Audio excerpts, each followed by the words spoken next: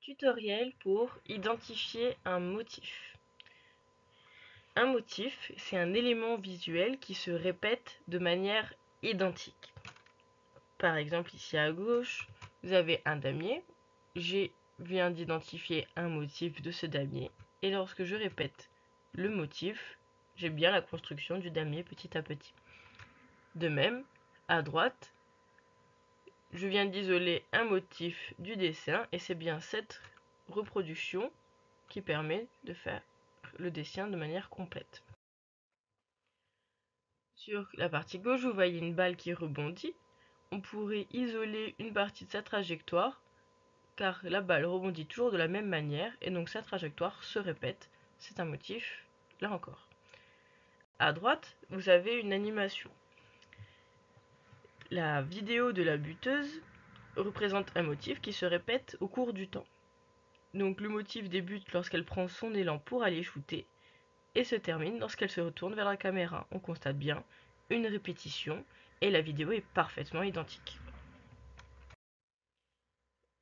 Face à vous, il y a un signal sinusoïdal, c'est-à-dire un signal d'un son pur. Le signal est formé en fonction du temps. Donc vous avez bien un axe temporel horizontal de temps qui sera soit en millisecondes, soit en secondes. Ça dépendra de votre balayage qu'on verra dans la prochaine vidéo. Donc, vous pouvez isoler plusieurs motifs sur ce signal. Le premier que je vous propose est par rapport à l'axe du temps. Donc, voici un premier motif, un second, un troisième et un quatrième. Vous pouvez aussi isoler un motif en partant du minimum du signal. Par exemple ici, de minimum en minimum. Là encore, vous répétez la même chose, c'est un motif. Vous pourrez aussi partir d'un maximum de ce signal jusqu'à un autre maximum pour isoler un motif. Ces trois motifs sont équivalents.